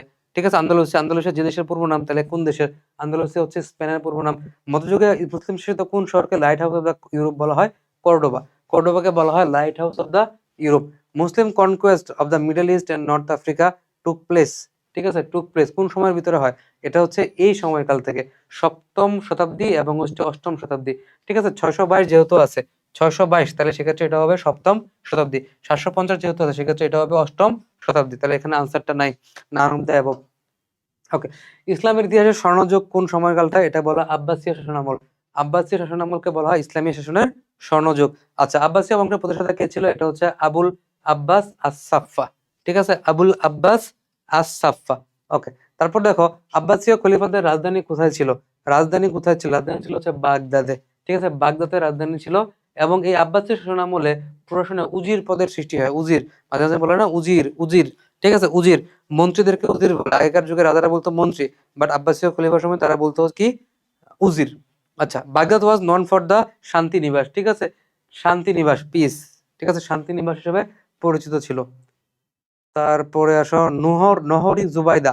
নহরি জুবাইদা এটা হচ্ছে মক্কাতে। হ্যাঁ, নহরি জুবাইদা এটা হচ্ছে মক্কাতে। ঠিক আছে, নহরি জুবাইদা এটা হচ্ছে বাগদাদে, বাগ সরি মক্কাতে। ঠিক আছে, মক্কাতে একটা নহর, জলধারা। ওকে, তারপরে আসো বায়তুল হিকমা। বায়তুল হিকমা কোথায় ছিল? বাগদাদে। বায়তুল হিকমা ছিল বাগদাদে। বায়তুল হিকমা আসলে কি? এটা হচ্ছে জ্ঞান চর্চা কেন্দ্র। বায়তুল হিকমা কে প্রতিষ্ঠা করছে? খলিফা আল মামুন। ঠিক আছে, আল মামুন। আল মামুন। ঠিক আছে, আল মামুন বায়তুল হিকমা প্রতিষ্ঠা করছে। ইসলামের ইতিহাসে জ্ঞান বিজ্ঞানের উৎকর্ষ সাধিত হয় কোন যুগে? আব্বাসীয় যুগে। ঠিক আছে, আব্বাসীয় বংশের পতন ঘটে কত? 1258 সালে। ঠিক আছে, কয়েকবার পড়বা, এমসিকিউ গুলো কয়েকবার পড়লেই মনে থাকবে। আচ্ছা, বাগদাদ নগরের ধ্বংসকারী কুখ্যাত মঙ্গল নেতা কে ছিল? ঠিক আছে, Hulagu Khan. Hulagu Khan Baghdad নগর ধ্বংস করেন কোন সালে? 1258 সালে। ঠিক আছে, 1258 সালে। ধর্মযুদ্ধ বা ক্রুসেড এই জিনিসটা কি আসলে? এটা হচ্ছে ওই জেরুজালেমের দখল নেওয়ার জন্য খ্রিস্টান এবং মুসলিমদের ভিতরে যে যুদ্ধ হয়েছিল, এটাই হচ্ছে ক্রুসেড। ঠিক আছে, ক্রুসেড বা হচ্ছে ধর্মযুদ্ধ, জেরুজালেমকে কেন্দ্র করে, মেইনলি জেরুজালেমকে কেন্দ্র করে। পবিত্র ভূমি বলা হয় কোনটাকে? এটা হচ্ছে জেরুজালেম। ঠিক আছে, কোন শহর মুসলমান খ্রিস্টান ইহুদি সকলে পবিত্র মনে করে? কোন শহর? জেরুজালেম। ঠিক আছে, জেরুজালেম শহরটা। ওকে, তারপরে আসো এই জায়গায় আরো কিছু প্রশ্ন আছে। ইহুদি খ্রিস্টান মুসলমানদের নিকট পবিত্র স্থান কোনটা? এটা হচ্ছে দেখো জেরুজালেম, এর ভিতরে জেরুজালেমের ভিতরে একটা জায়গা বাইতুল মুকাদ্দাস। ঠিক আছে, বাইতুল মুকাদ্দাস এটা হচ্ছে সবার কাছে খুবই আহ পবিত্র জায়গা। এটা হচ্ছে একটা মসজিদ। ঠিক আছে, বাইতুল মুকাদ্দাস এটা হচ্ছে একটা মসজিদ। এ ওয়ার অফ রিলিজন এটাকে বলা হয় ক্রুসেড। ক্রুসেড মানে কি? ধর্মযুদ্ধ। এবং ক্রুসেড জিনিসটা কি আসলে? এটা হচ্ছে মুসলমানদের হাত থেকে জেরুজালেম উদ্ধারের যুদ্ধ। মেইনলি খ্রিস্টানরা এই যুদ্ধ করছিল। ঠিক আছে, মুসলমানদের হাত থেকে জেরুজালেম উদ্ধারের যুদ্ধ। ওকে, ক্রুসেডের আনুমানিক সময়কাল কত? 1096 থেকে 1292। ঠিক আছে, এই সময়কালটা 1096 থেকে 1292 এই সময়কালটা। ওকে, তারপর আসো, তারপর হচ্ছে মঙ্গল সাম্রাজ্য। চীনের পুরাতন নাম কি? চীনের পুরাতন নাম হচ্ছে কেথে। ঠিক আছে, চীনের পুরাতন নাম হচ্ছে কেথে। কেথে, ঠিক আছে। চীনে করছে কে? Marco Polo. Marco Polo, Marco Polo, Marco Polo কি করছে? Travel through China, travel through China, India and other parts of Asia. Marco Polo, ঠিক আছে। মার্কো পোলো এই জায়গাগুলো হচ্ছে তারা কি করছে? সে হচ্ছে ঘুরছে। আচ্ছা, সে ছিল ইতালিয়ান পরিব্রাজক। মার্কো পোলো ছিল ইতালিয়ান পরিব্রাজক বা হচ্ছে ভ্রমণকারী, ইতালীয় পরিব্রাজক বা হচ্ছে ভ্রমণকারী। আচ্ছা, রেনেসা কথাটার আক্ষরিক অর্থ কি? রেনেসা কথার আক্ষরিক অর্থ হচ্ছে পুনর্জন্ম। রেনেসা মানে হচ্ছে পুনর্জন্ম। ঠিক আছে, পুনর্জন্ম, রিবার্থ। ঠিক আছে, পুনর্জন্ম। আচ্ছা, তারপরে আসো, এই যে রেনেসা, রেনেসা কথাটা মানে হচ্ছে দ্য রিভাইভাল অফ লার্নিং। হ্যাঁ, obviously the revival of life না, এটা হচ্ছে দ্য রিভাইভাল অফ লার্নিং। ঠিক আছে, দ্য রিভাইভাল অফ লার্নিং। কেউ আবার রিভাইভাল অফ লাইফ দিও না, এটা হচ্ছে রিভাইভাল অফ লার্নিং। ঠিক আছে, এটা আবিধানিক বা আক্ষরিক অর্থ অবশ্যই পুনর্জন্ম, বাট এটাকে নর্মালি বলা হয় রিভাইভাল অথবা রিবার্থ অফ লার্নিং। রিভাইভাল অথবা রিবার্থ অফ লার্নিং। ঠিক আছে, লার্নিং। রেনেসা শব্দটা কোন জায়গা থেকে আসছে? এটা ফরাসি শব্দ। রেনেসা হচ্ছে একটা ফরাসি শব্দ। তাহলে রেনেসা জিনিসটা কি? এটা একটা শিল্প আন্দোলন নাম। ঠিক আছে, রেনেসা হচ্ছে শিল্প আন্দোলনের নাম। ইউরোপীয় রেনেসা কোন শতাব্দীতে সংঘটিত হয়? এটা হচ্ছে ত্রয়োদশ থেকে ষোড়শ। এখানে আনসার হবে কোনটা? ত্রয়োদশ থেকে ষোড়শ। ঠিক আছে, ত্রয়োদশ থেকে ষোড়শ, এটা হবে ত্রয়োদশ থেকে ষোড়শ। ওকে, এখানে বাট তুমি যদি এই জায়গায় দেখো, এই জায়গায় এই টাইম ফ্রেমটাও কিন্তু মোটামুটি চলে, ত্রয়োদশ থেকে সপ্তদশ। ঠিক আছে, এই দুইটা থাকলে এই দুইটার যে কোনো একটা অপশনে থাকবে, তুমি যেটা থাকবে ওটা লাগাবা। ওকে, তাহলে চৌদ্দশ থেকে সপ্তদশ শতাব্দী। ঠিক আছে, এটা হচ্ছে রেনেসাঁ ব্যক্তিকাল, বা এখানে যেহেতু এটা অপশনে নাই সেজন্য আমরা কাছাকাছি একটা অপশন দিচ্ছি, এটা হচ্ছে ত্রয়োদশ থেকে ষোড়শ। আচ্ছা, ইউরোপীয় রেনেসাঁ হয় কত সালে? 1453 সালে। ইউরোপীয় রেনেসাঁ হয় 1453 সালে। রেনেসাঁ সূত্রপাত কোথায়? ইতালিতে, ইতালির ফ্লোরেন্স শহরে। ঠিক আছে, ইতালির কোন শহরে? ইতালির ফ্লোরেন্স শহরে হচ্ছে রেনেসাঁ হয়। ঠিক আছে, রেনেসাঁ। ওকে, তারপর দেখো, ইউরোপের রেনেসাঁর মধ্যে দিয়ে কোন ক্ষেত্রে নবজাগরণ ঘটে? এটা হচ্ছে জ্ঞান চর্চা, লাস্টেরটা। জ্ঞান চর্চা, চিন্তা চেতনা এবং শিল্প সাহিত্য। এই অপশনগুলো থাকলে সবসময় চিন্তা করবা যেটা একটু বেশি গুরু গম্ভীর, যেটা হচ্ছে একটু বেশি ভাব প্রকাশ করে, এরকম একটা কিছু হবে। জ্ঞান চর্চা, চিন্তা চেতনা এবং হচ্ছে শিল্প সাহিত্য। ওকে, তারপরে দেখো, এই যে এটা মোটামুটি আমাদের এমপি3 শেষ। এবার জুবাইর জিকে, সেম একই প্রশ্ন। মেসোপটেমিয়া আমরা যা যা পড়ছি ওই একই, এখানে নতুন কোনো প্রশ্ন নাই। একবার করে আমরা টান দিয়ে যাই। মেসোপটেমিয়া সভ্যতার সাথে সম্পর্কিত দেশ কোনটা? এটা হচ্ছে ইরাক। হায়ারোগ্লিফিক্স কোন প্রাচীন সভ্যতার লেখা? হায়ারোগ্লিফিক্স। হায়ারোগ্লিফিক্স কারা লিখছে বলো তো? হায়ারোগ্লিফিক্স কারা লিখছে? হায়ারোগ্লিফিক্স লিখছে হচ্ছে মিশরীয়রা। মিশরীয়রা লিখছে হচ্ছে হায়ারোগ্লিফিক্স। আচ্ছা, কোন রোমান সভ্যতার স্থাপত্য নিদর্শন? কলোসিয়াম কি? কলোসিয়াম হচ্ছে নাট্যশালা। ঠিক আছে, দেখছো সব সেম। হায়ারোগ্লিফিক্স কাদের? হায়ারোগ্লিফিক্স হচ্ছে মিশরীয়দের। বেবিলনের জ্বলন্ত উদ্যান কোন দেশে? বেবিলনের জ্বলন্ত উদ্যান হচ্ছে ইরাকে। তুমি তোমার কোচিং এর যত সব বই দেখবা, এরপর দেখবা যে প্রায় সেম প্রশ্নগুলাই ঘুরায় পেঁচে আসছে। এই প্রশ্নগুলো পড়ে ফেললে কিন্তু এখান থেকে পাওয়ার চান্স, মানে পরীক্ষা কমন আসার সম্ভাবনা অনেক বেশি। মেক্সিকো কেন্দ্র করে গড়ে ওঠার প্রাচীনতম সভ্যতার নাম কি? মেক্সিকোতে কেন্দ্র করে গড়ে উঠছে হচ্ছে অ্যাজটেক সভ্যতা। ঠিক আছে, মেক্সিকো কেন্দ্র করে গড়ে উঠছে কোন সভ্যতা? এটা হচ্ছে অ্যাজটেক সভ্যতা। ঠিক আছে, অ্যাজটেক সভ্যতা। 12 বিধি, এই যে 12 বিধি চলে আসছে আবার। রোমান আইনের ভিত্তি কোনটি? প্রাচীন সভ্যতা, মেসোপটেমিয়া সভ্যতা। মায়া সভ্যতা কোথায় আবিষ্কৃত হয়? মায়া সভ্যতা আবিষ্কৃত হয় হচ্ছে মধ্য আমেরিকাতে। ঠিক আছে, মায়া সভ্যতা আবিষ্কৃত হয় হচ্ছে মধ্য আমেরিকাতে। ইনকা সভ্যতা কোন সময়? ইনকা সভ্যতা হচ্ছে দক্ষিণ আমেরিকাতে। ইনকা সভ্যতা কোন সভ্যতা? ইনকা সভ্যতা হচ্ছে দক্ষিণ আমেরিকা। ঠিক আছে, দক্ষিণ আমেরিকা। ওকে, নিম্নে কোন সভ্যতা প্রতিদিনকে 12 জোড়া ঘন্টায় বিভক্ত করা হয়? 12 জোড়া ঘন্টায় বিভক্ত করা হয়। এই যে আমরা পড়েছি না, 12 ঘন্টা ঘন্টা হচ্ছে কেলেডীয় সভ্যতা, 12 জোড়া ঘন্টা বিভক্ত করে। সবচেয়ে পুরাতন পুরাতন কীর্তিস্তম্ভ কোনটা? পুরাতন কীর্তিস্তম্ভ হচ্ছে পিরামিড। ঠিক আছে, পিরামিড। পুরাতন কীর্তিস্তম্ভ হচ্ছে পিরামিড। ঠিক আছে, পিরামিড।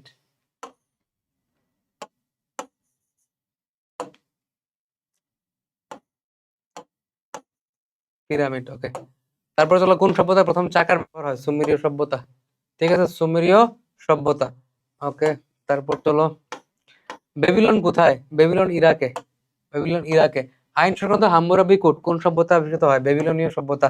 এই দেশের প্রথম লিখিত আইন প্রণয়নকারী কে? হাম্মুরাবি। ঠিক আছে, পৃথিবীর তারপর দেখো, প্রাচীন মিশরীয় সভ্যতা কোন নদী তীরে গড়ে উঠছে? প্রাচীন মিশরীয় সভ্যতা কোন নদী তীরে গড়ে উঠছে? আমরা পড়ছি না, মিশরীয় সভ্যতা হচ্ছে নীল নদের তীরে, মিশর। ঠিক আছে, স্ফিংস কোথায়? স্ফিংস আমি তোমাদেরকে পড়াইছি হচ্ছে মিশরে। ঠিক আছে, স্ফিংস কোথায়? স্ফিংস হচ্ছে মিশরে। ঠিক আছে। মিশরীয়রা কোন বর্ণ দিয়ে তাদের ভাব প্রকাশ করতো? হায়ারোগ্লিফিক্স। ঠিক আছে। পেপিরাস কোন সংস্কৃতির অংশ? এটা হচ্ছে মিশরীয়দের নলখাগড়া দিয়ে তৈরি। ঠিক আছে। ক্লিওপেট্রা কে ছিল? মিশরের রানী। ঠিক আছে। ক্লিওপেট্রা মিশরের রানী। ভৌগোলিক এবং সাংস্কৃতিক কারণে গ্রিক সভ্যতা যে দুটি সাংস্কৃতিক নাম জড়িত, হেলেনিক এবং হচ্ছে হেলেনিস্টিক। নদীমাতৃক সভ্যতা কোনটা? নদীমাতৃক সভ্যতা কোনটা? নদীমাতৃক সভ্যতা কোনটা? নদীমাতৃক সভ্যতা সবগুলা। সিন্ধু, বেবিলনীয়, চৈনিক, সবগুলা। ঠিক আছে, সবগুলা। ওকে, এরপরে কি আছে? সিন্ধু সভ্যতার আদিবাসীরা কোনটির ব্যবহার জানতো না? ওই যে পরে একদম সেম প্রশ্ন, লোহার অস্ত্র। কনফুসিয়াস কোন দেশের সম্পর্কিত? চীন। কনফুসিয়াস কে ছিল? চীনা দার্শনিক। ঠিক আছে, চীনা দার্শনিক। সভ্যতার প্রধান দেবতা ছিল শান্তি। ঠিক আছে, শান্তি। শান্তি এর একটা এটিপিক্যাল প্রশ্ন চলে আসছে, এটা হচ্ছে চৈনিক সভ্যতা। ঠিক আছে, চৈনিক সভ্যতা। দক্ষিণ এশিয়ার প্রথম নগর জীবনের উদ্ভব ঘটে কোথায়? সিন্ধু অববাহিকায়। সিন্ধু অববাহিকায়। এই তো জুবায়ের শেষ। এই তো মোটামুটি এই প্রশ্নগুলা পড়ে ফেললে আশা করি ইনশাল্লাহ তোমাদের আর সভ্যতা থেকে কোনো কিছু আটকাবে না। ঠিক আছে, এরপর বাকি টপিকস গুলো আমরা চেষ্টা করবো হচ্ছে প্রশ্নগুলো সলভ দিতে। তো সবাই পিডিএফ দিয়ে দিব, সেখান থেকে পড়ে ফেলতে পারো বা ক্লাসের সাথে আমার সাথেও পড়ে ফেলতে পারো। ওকে, ঠিক আছে, তো নেক্সট ক্লাসগুলো আসবে।